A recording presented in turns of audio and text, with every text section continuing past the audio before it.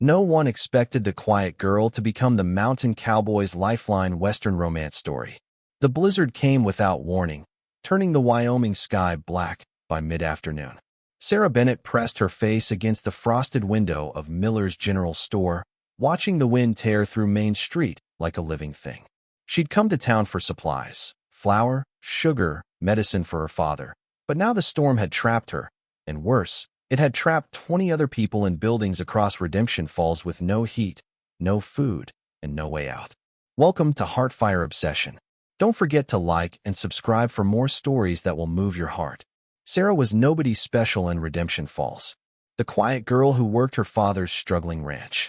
The woman men looked past at dances. Too plain, they said. Too serious. Too unmarried at 26. But what they never knew, what they never bothered to see, was that Sarah Bennett had grown up learning to survive when survival seemed impossible. "We're going to freeze," Mrs. Henderson whimpered from the corner, clutching her two small children. The store's potbelly stove had gone cold an hour ago, and the temperature was dropping fast. "The telegraph lines are down," Mr. Miller said, his face grim. "No way to call for help. And my coal shed is 50 feet away. Might as well be 50 miles in this wind." Sarah's mind raced. She knew these streets. She knew every building, every alley. And she knew something no one else seemed to remember. The old schoolhouse 3 buildings down had a full wood supply in its basement. If someone could reach it, they could bring back enough fuel to keep everyone alive until the storm passed. "I'll go," she said quietly. Every head turned toward her. "Don't be ridiculous," Mr. Miller snapped. "You'll die out there in 60 seconds. Not if I rope myself." Sarah was already moving toward the storage room where Miller kept his climbing rope. "I worked as a ranch hand for 10 years. I know how to navigate in whiteout conditions. You tie me off here, I follow the building fronts, I reach the schoolhouse, I load up, and I come back." "Sarah, this is madness," Mrs. Henderson protested. But Sarah was already pulling on her coat, wrapping her scarf tight. Her hands moved with practiced efficiency, the same way they moved when she was breaking ice on the water trough at 4 in the morning, or delivering a calf in a snowstorm, or doing any of the 100 impossible things she did every day that no one ever noticed. "Tie it around my waist," she told Mr. Miller, handing him the rope. "If I'm not back in 20 minutes, pull me in." The moment she stepped outside, the wind hit her like a fist. The cold stole her breath, ice crystals stinging her face like needles. She couldn't see 2 feet ahead. But Sarah had learned long ago that when you can't see, you feel. You listen. You trust your body to know what your eyes cannot. She pressed her gloved hand against the storefront wall and began moving, one careful step at a time. Behind her, the rope played out, her only connection to warmth and safety. The wind screamed in her ears, trying to tear her away from the building. But Sarah had wrestled steers twice her size. She knew how to lean into force, how to make herself immovable. 1 building, 2 buildings. Her fingers found the gap between structures, and she crossed it quickly, finding the next wall. The schoolhouse had to be close now. It had to be. And then her hand found the schoolhouse door. The cowboy in the dark. Sarah stumbled into the schoolhouse basement and stopped dead. A man stood in the darkness, illuminated only by the small lantern he held. Tall, broad-shouldered, with ice crusted in his dark beard and eyes that watched her with the wariness of a wolf. He wore a heavy coat and had clearly been sheltering here, with a bedroll in the corner and supplies stacked nearby. "Who are you?" Sarah demanded, her hand instinctively moving toward the knife she always kept on her belt. "Could ask you the same question." His voice was deep, rough, with an accent that spoke of mountains and solitude. "Considering you just broke into my shelter." "Your shelter?" "This is the town schoolhouse, which has been abandoned for 3 years. I've been using it as a way station when I come down from the mountains." He set the lantern down carefully. "Name's Caleb Blackwood. And you are?" "Sarah Bennett. And I'm not here to argue property rights. There are 20 people freezing to death 3 buildings away, and I came for the firewood." Something shifted in Caleb's expression. "Miller's store? How did you?" "Only building on this street with enough space to hold that many people." He was already moving, grabbing an armful of wood. "How'd you get here in this storm?" "Roped myself and followed the buildings." Caleb stopped, looking at her with new eyes, really seeing her for the first time. "That took guts. That took necessity." Sarah started loading her arms with wood. Guts is optional when people are dying. Fair enough. He moved past her toward the stairs. I'll help you carry. You don't have to. Lady, I've been called a lot of things, but selfish ain't one of them. Besides, he glanced back at her. Anyone brave enough to rope themselves into a blizzard deserves backup. They made 3 trips, fighting the wind each time, loading wood into the store until the stove roared back to life. By the time they were done, Sarah's hands were numb and her lungs burned from breathing frozen air, but the children had stopped crying and Mrs. Henderson was smiling again. You saved us, Mr. Miller said quietly, looking at Sarah with something like respect for the first time in 20 years. But Sarah was watching Caleb Blackwood, this stranger who'd appeared out of nowhere and helped without question, who moved like a man used to hard work and harder choices. When his eyes met hers across the warming room, something passed between them, recognition, maybe, or understanding. The kind that only comes when 2 people who've spent their lives being overlooked finally see each other clearly. The question that changed everything. The storm lasted 3 days. 3 days of Caleb and Sarah working together, keeping the fire going, rationing the supplies, keeping spirits up among the trapped townspeople. 3 days of Sarah discovering that Caleb Blackwood was nothing like the men of Redemption Falls. He listened when she spoke, asked her opinion on decisions, noticed the small things she did to help others, and thanked her for them. You've done this before, he said on the second night, watching her calm a frightened child with quiet efficiency. Held things together when everything's falling apart. It's what you do when you're invisible, Sarah said softly. You learn to see what needs doing, and you do it. You're not invisible. The words, simple as they were, struck her like lightning. Because Caleb Blackwood was looking at her like she was the most visible thing in the room. On the 3rd day, the storm broke. The sun emerged, blinding and beautiful, and the townspeople began digging out, heading home to check on livestock and loved ones. Sarah stood on Miller's porch, watching people leave, when Caleb approached her. I need to ask you something, he said. Sarah's heart hammered. What? My ranch is 20 miles north, up in the high country. It's a hard place, isolated, demanding. I work it alone because finding good help who can handle the solitude is near impossible. He paused, his gray eyes intense. But I watched you these past 3 days. You're the strongest, smartest, most capable person I've ever met. And I'm wondering, would you consider coming to work for me? As my ranch partner. Sarah stared at him, certain she'd misheard. Your partner. Equal share in the work, equal share in the profits. I need someone I can trust, someone who understands that survival up there takes more than muscle. It takes intelligence and determination and the kind of courage you showed walking into that storm. I don't understand, Sarah whispered. Why me? Because you're the only person in this town who sees what needs doing and does it without waiting for someone else to notice. Because you saved 20 lives without thinking twice about your own. Because, he stopped, something vulnerable crossing his face. Because I've been alone on that mountain for 5 years, and in 3 days you've made me remember what it feels like to have a real partner. Sarah's mind spun. Every man in Redemption Falls had dismissed her. Plain Sarah. Unmarried Sarah.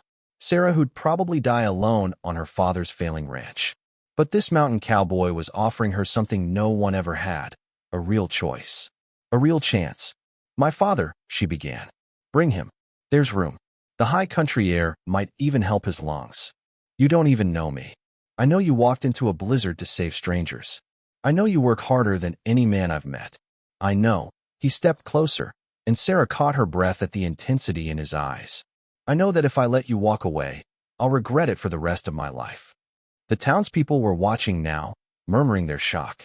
Sarah Bennett, receiving a proposal, not of marriage, but of partnership, from a stranger. It was scandalous. It was improper. It was impossible.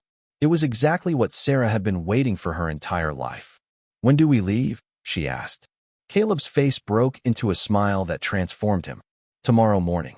If you're ready. I've been ready, Sarah said quietly, since the moment I stepped into that storm. Behind them, Redemption Falls buzzed with gossip and judgment. But Sarah didn't care. For the first time in 26 years, someone had looked at her and seen not what she lacked, but everything she was. The real question was, what would she discover about Caleb Blackwood when they reached his isolated mountain ranch? And what secrets was he hiding behind those careful, watchful eyes?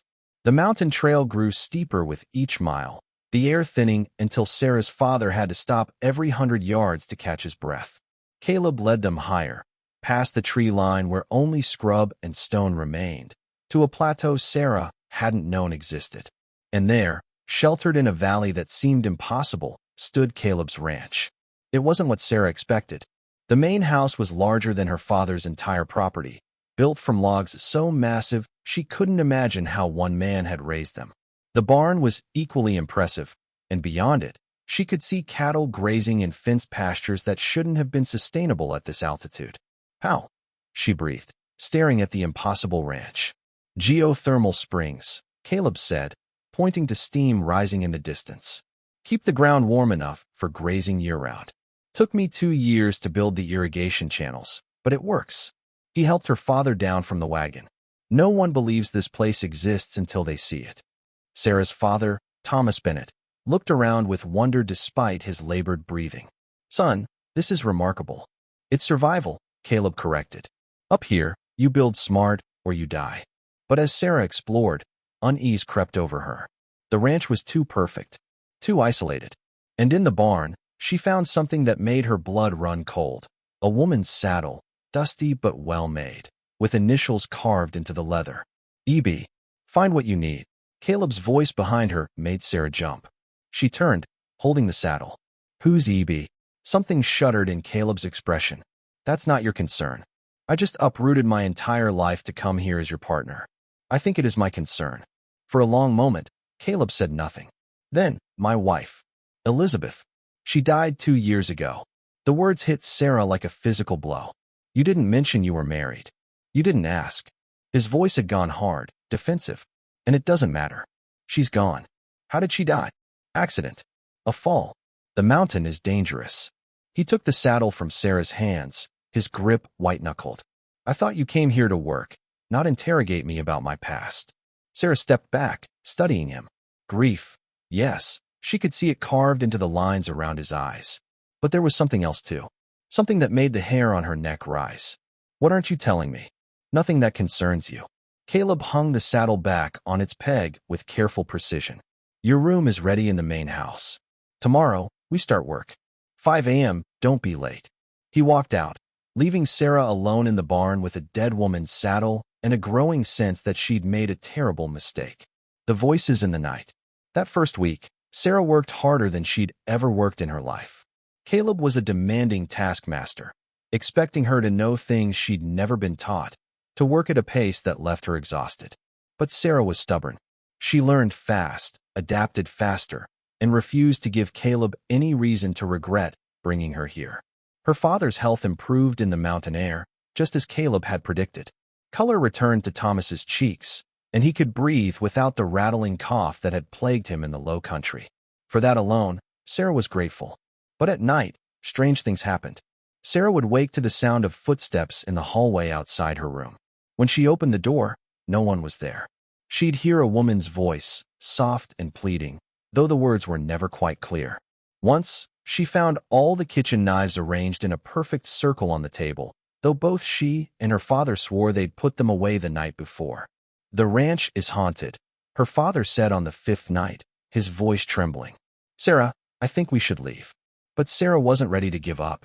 She'd given up too much, come too far. Instead, she decided to investigate. The next night, when the footsteps came, Sarah followed them. Down the hallway, through the kitchen, out onto the porch. The moon was full, casting silver light across the plateau. And there, at the edge of the property, she saw a figure. A woman in a white dress, dark hair loose down her back, standing perfectly still and staring at the mountains. Sarah's heart hammered. She opened her mouth to call out, and the figure turned. It was Caleb. He wore a woman's dress, his face twisted with grief so raw it took Sarah's breath away. He didn't seem to see her, lost in whatever private hell he inhabited. He raised his arms as if embracing someone invisible, and Sarah heard him whisper, "I'm sorry. I'm so sorry, Elizabeth. I tried to save you." Sarah backed away slowly, her mind reeling. She made it to her room and locked the door with shaking hands. What had she walked into? Who was Caleb Blackwood really? And what had happened to Elizabeth? The discovery. Sarah couldn't sleep. At dawn, while Caleb was checking the far pastures, she searched the house. She found Elizabeth's things tucked away in a locked room. Dresses, journals, photographs. And in one journal, dated 2 years ago, she found entries that made her blood turn to ice. Caleb is watching me. Always watching. He says it's for my safety, but I feel like a prisoner. I tried to leave today. He stopped me at the pass. Said the mountain was too dangerous. But I think the real danger is staying here with him.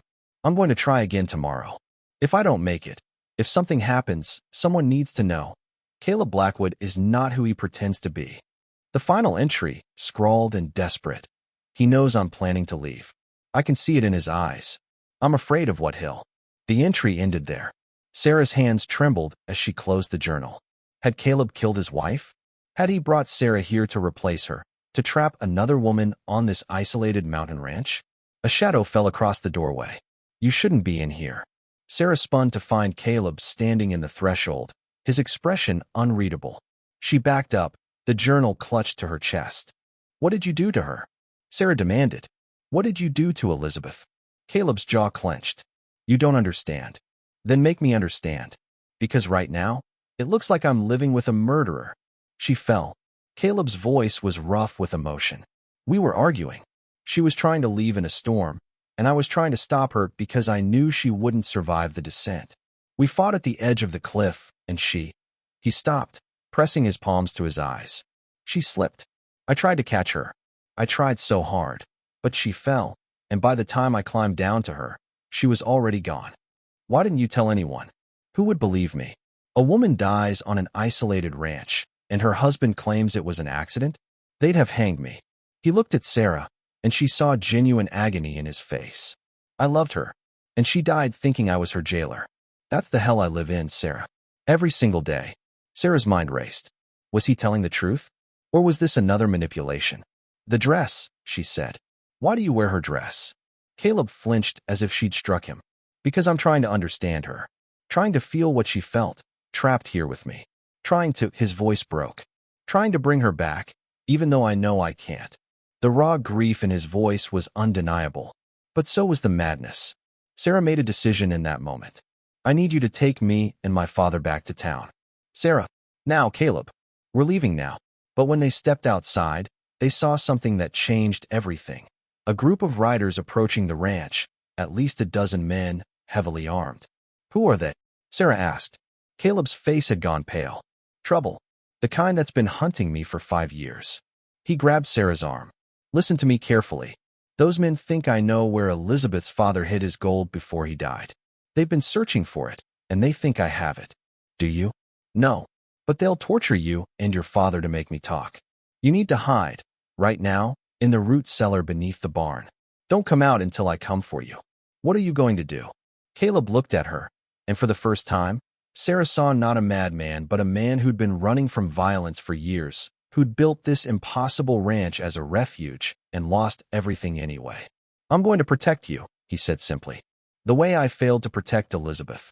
The riders were getting closer. Sarah had seconds to decide. Trust the man who might be a killer, or face the men who were definitely coming to kill them all. Sarah and her father huddled in the root cellar as gunfire erupted above them. Through the gaps in the floorboards, she could see boots, hear men shouting, hear Caleb's voice cutting through the chaos with cold authority. You want the gold? I'll tell you where it is.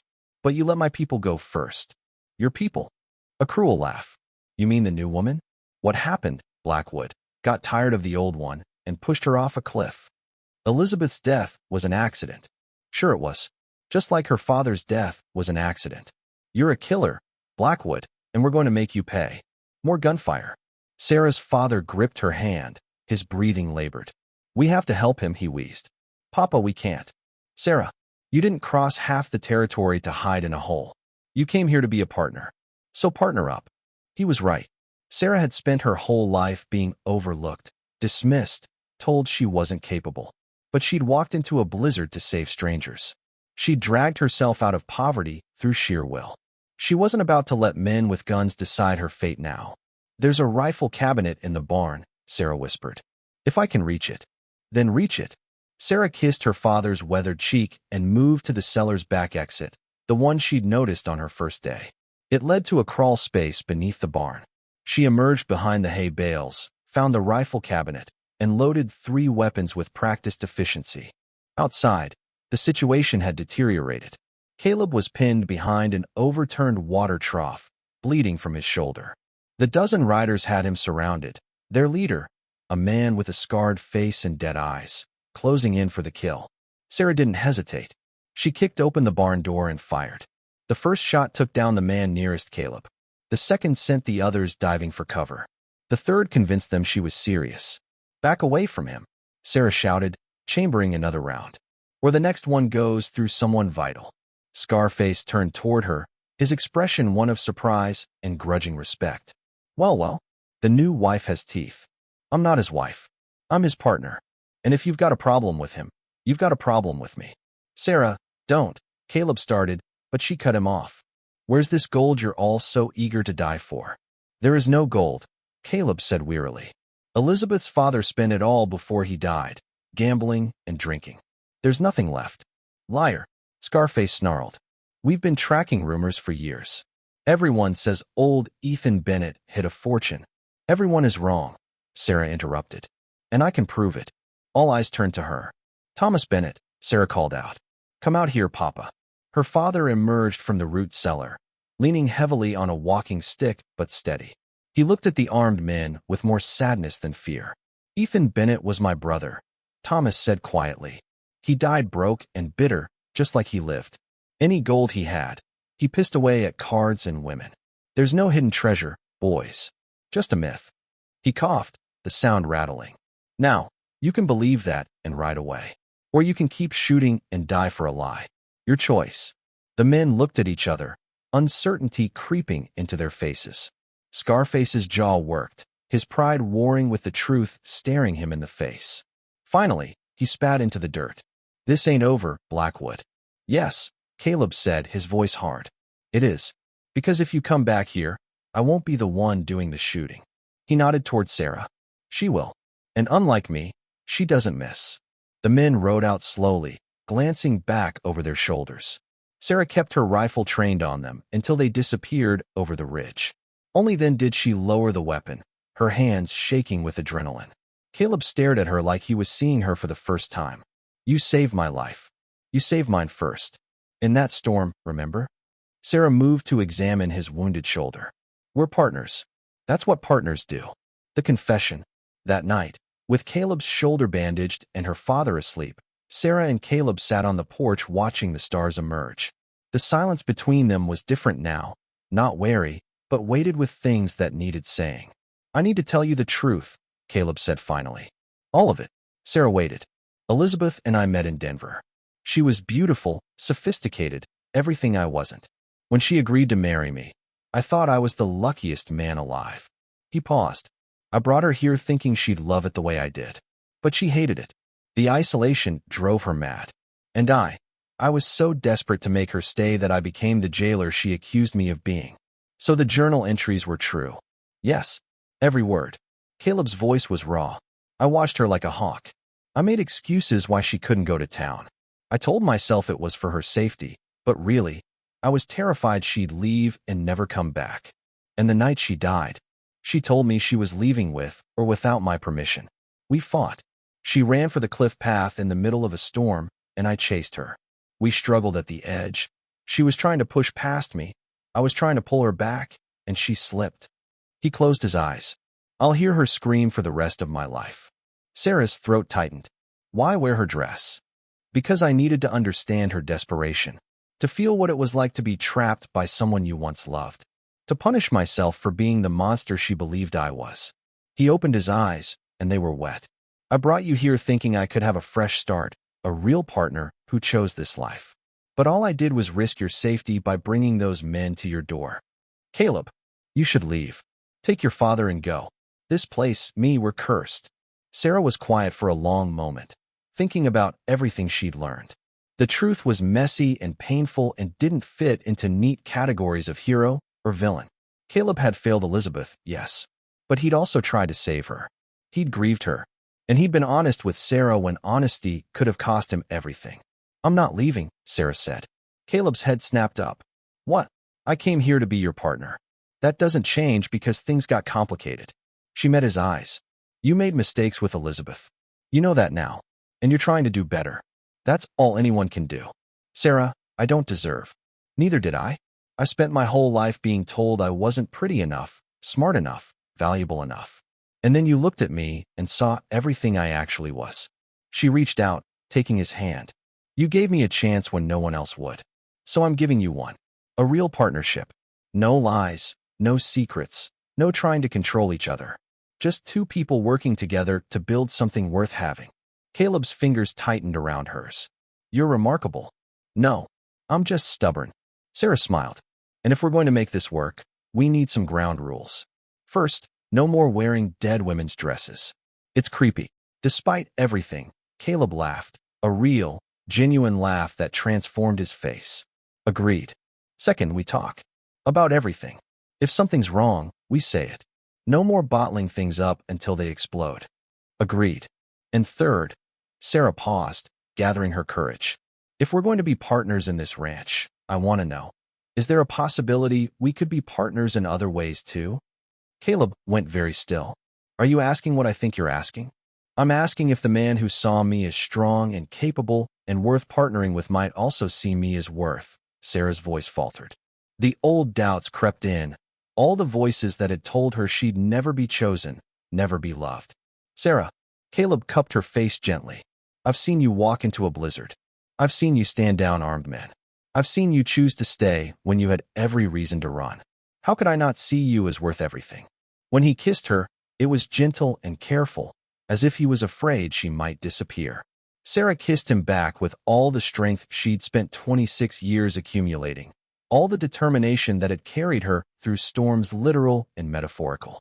When they finally broke apart, both breathless, Caleb pressed his forehead to hers. I'll spend the rest of my life proving you didn't make a mistake, he whispered. And I'll spend mine showing you that broken people can still build something beautiful, Sarah whispered back. Epilogue. 3 years later. The ranch had changed. Where there had been one house, there were now 3, Sarah and Caleb's main home, her father's cottage, and a bunkhouse for the hands they'd hired. The impossible pastures had doubled in size, fed by the geothermal springs Caleb and Sarah had learned to harness together. Sarah stood on the porch, watching their 2-year-old daughter toddle after chickens while Thomas sat nearby, his health fully restored by the mountain air. She felt Caleb's arms wrap around her from behind, felt him press a kiss to her neck. Happy, he asked. Deliriously. She leaned back against him. Though I'm pretty sure the chickens are winning. Their daughter squealed with frustration as another chicken darted away. Caleb laughed, the sound easy and free. A rider appeared on the horizon, young Emily Collins from Redemption Falls, who'd started working for them last summer. She waved as she approached. New patients. Sarah called. 3 families asking for you specifically, Emily confirmed. Word spread about the Miracle Ranch doctor and her mountain cowboy. Sarah had earned her medical certificate through correspondence courses, combining Caleb's knowledge of mountain medicine with formal training. Together, they'd become the go-to healers for everyone in the high country. Tell them to come up tomorrow, Sarah said. We'll make room. After Emily rode off, Caleb turned Sarah to face him. Do you ever regret it? Walking away from your old life. Sarah thought about plain, overlooked Sarah Bennett, who'd believed she was destined to die alone and forgotten. She thought about the storm that had changed everything, the desperate choice that had led her here. My only regret, she said, is not walking into that blizzard sooner. Caleb kissed her again, while their daughter's laughter echoed across the plateau and Thomas hummed old songs in the sunshine. The mountain stood eternal around them, no longer a prison but a sanctuary they'd built together from courage, truth, and the stubborn refusal to let the world tell them who they had to be. Sarah Bennett had once been nobody. Now she was everything that mattered. A healer, a mother, a partner, a woman who'd saved herself by being brave enough to save others first. And that, she thought as Caleb's arms tightened around her, was a story worth living.